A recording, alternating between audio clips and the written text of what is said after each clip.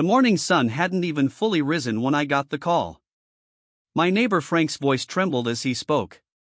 "Mike, you need to get down here now. They're tearing down your restaurant." I couldn't process his words at first. "What are you talking about? Who's tearing it down?" "It's that HOA president, Diane. She's got bulldozers here.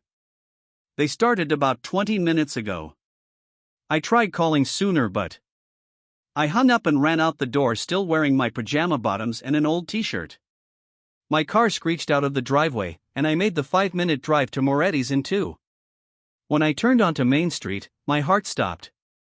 Clouds of dust filled the air around what had been my family's restaurant for over 30 years.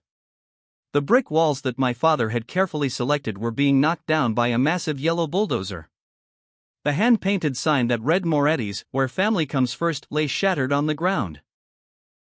Standing near a luxury SUV with a triumphant smile was Diane Hartwell, president of the Oakwood Heights Homeowners Association. She wore a crisp pantsuit despite the early hour, her blonde bob perfectly in place, sunglasses perched on her nose even though the sun had barely risen. I slammed on my brakes and jumped out. "What the hell are you doing?"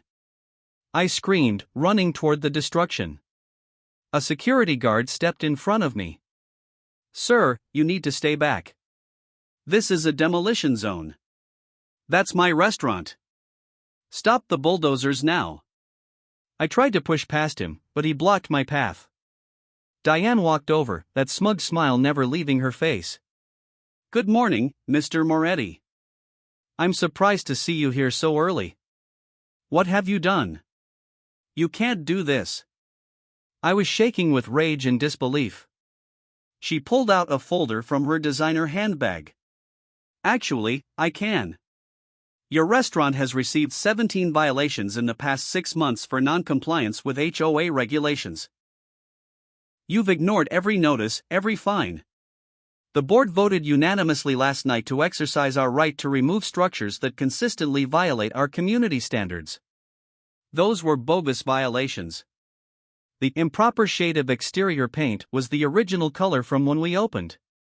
The excessive noise complaints were from our Friday night family events that we've held for decades." Diane shrugged.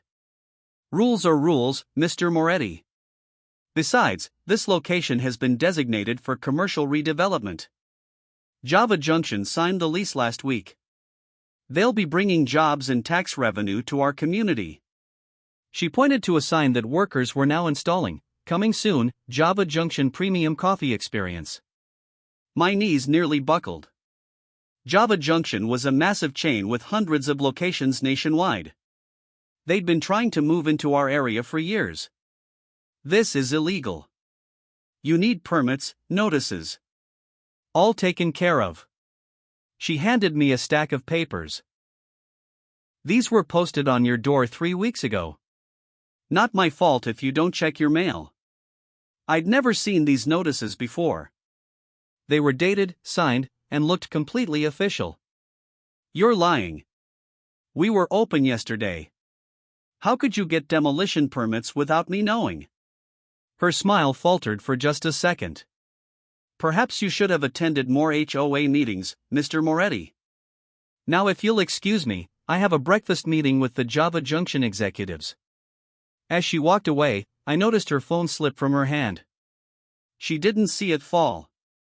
I picked it up, planning to return it, when a text notification appeared on the screen. "Payment confirmed. $50,000 transferred to your account. Thanks for securing the location. Brad Jenkins, Java Junction Regional Director." My blood ran cold. This wasn't about HOA violations. This was bribery. I took a quick photo of the message with my own phone before calling out to her. "Ms. Hartwell, you dropped something." She turned, momentarily panicked when she saw her phone in my hand. She snatched it away, checking the screen.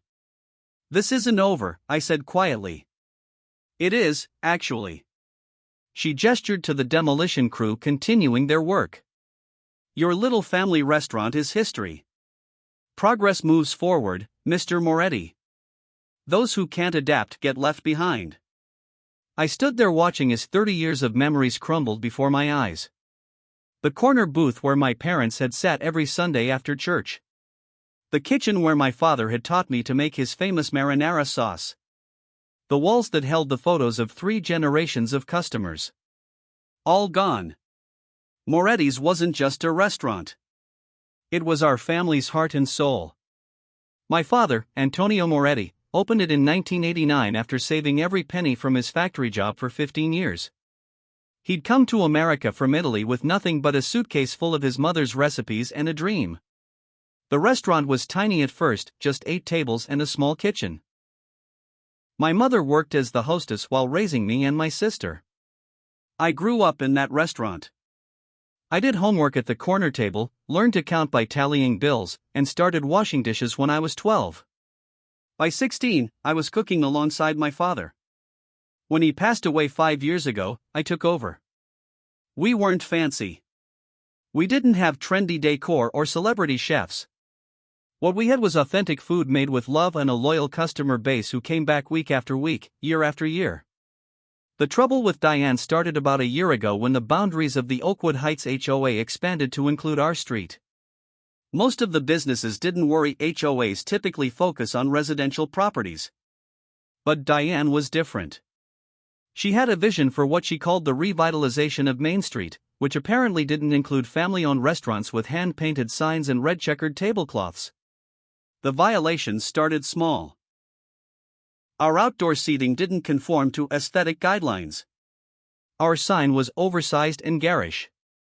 Our operating hours extended beyond community quiet hours. Each violation came with a fine. Each fine increased with every notice we ignored. I tried fighting back, went to HOA meetings, filed appeals, even consulted a lawyer who told me that while the HOA was overstepping, fighting them would cost more money than I had. What I didn't know was that Diane had bigger plans. She wasn't just an overzealous HOA president, she was a former real estate developer with connections and ambitions. The revitalization she envisioned involved replacing small businesses like mine with national chains that would pay premium rent and attract a better class of customer. I should have seen it coming. The Java Junction regional office had sent representatives to our street 3 times in the past year, taking measurements and photos. Each time, they'd stop in for lunch, ask casual questions about business, how long we'd been there, if we'd ever thought of selling. I always told them the same thing: Moretti's isn't for sale. Not now, not ever. I guess Diane found a way around that. After the initial shock wore off, I drove to the police station. Officer Rodriguez, who'd been coming to our restaurant every Thursday for meatball subs since before I was born, took my statement with growing concern. "This doesn't sound right, Mike," he said, looking over the demolition permits. "These are dated, but there should have been a 30-day notice period before any action. And they need the property owner's signature." "I never signed anything," I said. "And I never received any official notices about demolition." He nodded, making notes. "The text message you saw is concerning too. That could constitute evidence of bribery. Do you have the photo?" I showed him. It wasn't perfectly clear, but you could make out the essential details. "I'll take this to the chief. In the meantime, I'd suggest getting a lawyer. A good one." I left feeling slightly better but still devastated. Even if Diane had broken the law, my restaurant was gone. The building that held all my memories was now a pile of rubble. I drove back to the site, parking across the street. The demolition was complete. Workers were now loading debris into trucks. Diane was gone, but 2 men in expensive suits stood looking at tablets and gesturing to the empty lot. Java Junction executives, no doubt, planning their new location. My phone buzzed with text after text as word spread through town. Regular customers, friends, neighbors, all expressing shock and outrage. My sister called from her home in Chicago, sobbing when I confirmed the news. "What are we going to do?" she asked. "That restaurant was Dad's legacy." "I don't know yet," I admitted. "But I'm not giving up." That evening, I sat in my living room surrounded by photo albums and business documents. Pictures of opening day in 1989. My parents standing proudly in front of their new restaurant. Me as a toddler sitting on the counter. My high school graduation celebration. My father's last birthday before the cancer took him. I also found all the official paperwork, the deed to the property, business licenses, tax records, insurance policies. Everything was in order and up to date. Whatever violations Diane claimed existed, they weren't legitimate. A knock at my door interrupted my thoughts. I opened it to find Maria Gonzalez, who owned the flower shop next to my restaurant. "Mike," she said, stepping inside. "I've been trying to call you." "Sorry, I turned my phone off. Too many messages." She sat on my couch, her expression serious. "Listen to me. What happened to your place isn't an isolated incident. Diane's been pressuring all of us on that block. Last month, she sent violations to Tom's Hardware and the Sunshine Bakery. She's working her way through the whole street. But how can she do this? HOAs don't have this kind of power." Maria handed me a folder. I did some research. The Oakwood Heights HOA bylaws were amended 6 months ago to expand their authority over commercial properties. The vote happened during a special meeting that most people didn't know about. I opened the folder. The document showed the meeting had been held at 9 a.m. on a Tuesday when most business owners would be working. "There's more," Maria continued. "Diane's husband works for Metroplex Development Corporation. They're the company building shopping centers for chains like Java Junction across the state." The pieces were falling into place. This wasn't just about Diane's power trip or aesthetic preferences. This was a coordinated effort to push out small businesses and replace them with corporate chains. "We need to fight this," I said. "Not just for Moretti's, but for everyone." Maria nodded. "That's why I'm here. A bunch of us are meeting tomorrow at the community center. Business owners, residents who care about preserving the town's character. Will you come?" "I'll be there." After Maria left, I made 2 calls. The first was to James Wilson, the best lawyer in the county. The second was to my old college roommate, Pete Turner, who now worked as an investigative reporter for the regional news. The fight was just beginning. The community center was packed the next day. Over 60 people crowded into the meeting room, business owners from Main Street, longtime residents, even teenagers who had worked at our restaurant. I recognized faces that had been coming to Moretti's for decades. Maria called the meeting to order. "We're here because what happened to Moretti's restaurant is unacceptable and illegal. And it could happen to any of us next." The room buzzed with angry agreement.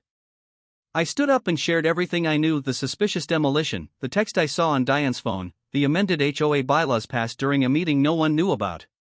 Tom Jenkins from the hardware store spoke next. She hit me with violations for my delivery hours and store signage. Fined me $5,000 last month alone. Sarah from the bakery had a similar story. She cited me for excessive cooking odors and non-compliant exterior paint color. The paint is the same color it's been for 15 years. One by one, business owners shared their experiences. The pattern was clear: Diane was systematically targeting local businesses, wearing them down with violations and fines. James Wilson, my lawyer, spoke next. "What the HOA is doing exceeds their legal authority, even with the amended bylaws. HOAs primarily regulate residential properties. Their expansion into commercial zoning is questionable at best, illegal at worst. And the demolition of Moretti's without proper notice is definitely illegal." "So what can we do?" someone asked. "We fight on multiple fronts," James replied. "Legal action against the HOA and Diane Hartwell personally. A petition to the City Council to review and potentially revoke the HOA's expanded authority. And public pressure through media coverage." As if on cue, Pete Turner walked in with a camera operator. The room went quiet. "Don't mind us," Pete said with a smile. "Just gathering background for a story on how small-town America is being swallowed by corporate interests, one Main Street at a time." By the end of the meeting, we had an action plan. A legal fund was established, with everyone contributing what they could. Committees were formed to handle different aspects of our fight: legal, media, community outreach, and research into Diane's connections. For the first time since watching my restaurant crumble, I felt a glimmer of hope. The next few weeks were a whirlwind. James filed lawsuits against the HOA and Diane personally, citing illegal demolition, overreach of authority, and presenting evidence of potential bribery. The police opened an investigation based on the text message I'd photographed. Pete's story ran in the regional paper and was picked up by several national outlets. Small-town restaurant demolished in HOA power grab made for compelling headlines. The image of the rubble where Moretti's once stood became a symbol of corporate overreach and the threat to small businesses across America. Our community rallied in ways I never expected. A GoFundMe for legal expenses reached its goal in hours. Local artists created posters and t-shirts with Save Main Street slogans. High school students organized a protest outside the HOA offices. Through our research, we uncovered more connections between Diane, her husband's development company, and Java Junction. Email records obtained through legal discovery showed coordination dating back months. The violations against Moretti's and other businesses were part of a strategic plan to clear the way for corporate development. The most damning evidence came from an unexpected source. Diane's assistant at the HOA, feeling guilty about her role, came forward with documents showing that the demolition permits for Moretti's had been backdated and pushed through without proper approval. She also confirmed that violation notices were deliberately sent to incorrect addresses so businesses wouldn't know until it was too late. Public pressure mounted. The city council called a special meeting to address the situation. The room was so packed that people stood along the walls and outside in the hallway. Mayor Thompson opened the session. "We're here to address serious allegations regarding the Oakwood Heights HOA's actions toward businesses on Main Street, particularly the demolition of Moretti's restaurant." Diane sat with her lawyer, looking less confident than usual. The Java Junction executives were notably absent. I spoke first, telling our family's story and what had happened. Other business owners followed.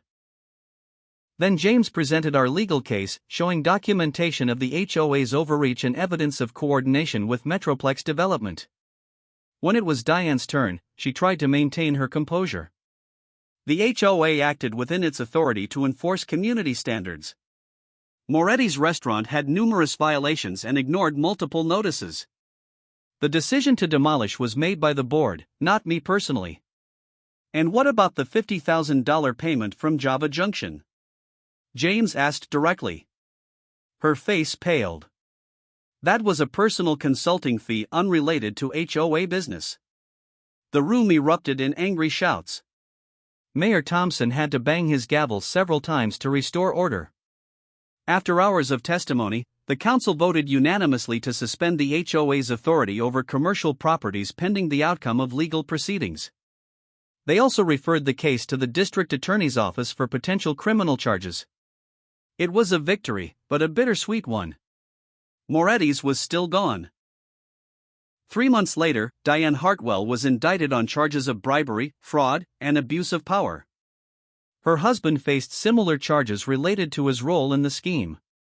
Several HOA board members resigned when their complicity came to light.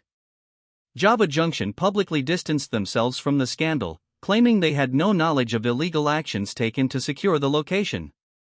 They withdrew their plans for the Main Street site. The legal settlements came next. The HOA's insurance had to pay for the illegal demolition.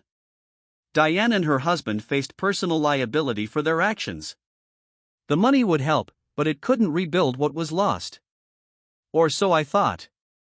A week after the settlements were announced, Maria organized another community meeting. This time, the mood was different, hopeful, even excited. "We've been talking," she said, gesturing to the gathered business owners and residents.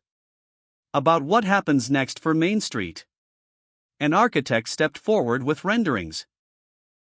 "We propose a new development on the site of Moretti's, but not a chain restaurant.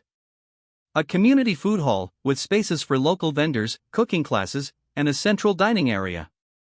The central restaurant space in the renderings had a familiar name, Moretti's.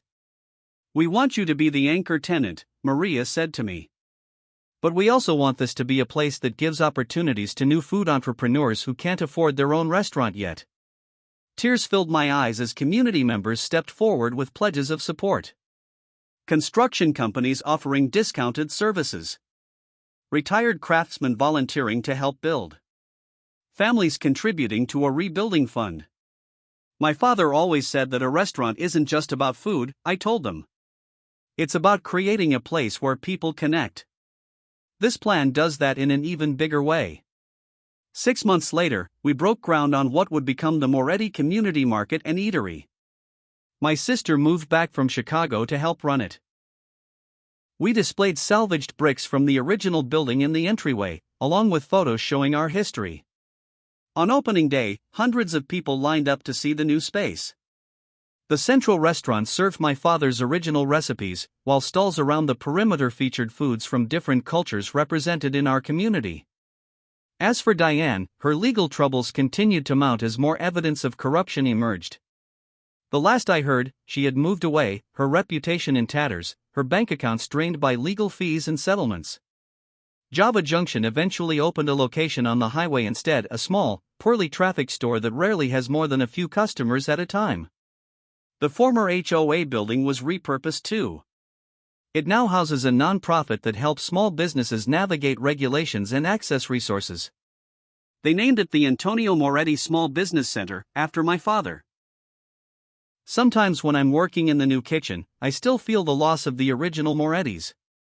The building where I grew up can never be replaced. But what rose from its rubble is, in many ways, a more powerful embodiment of my father's vision, a place that brings people together, that celebrates food as a connection point, that puts community above profit. And every day, as I look out at the tables filled with families and friends sharing meals together, I know that karma really did strike back, not with vengeance, but with justice and transformation.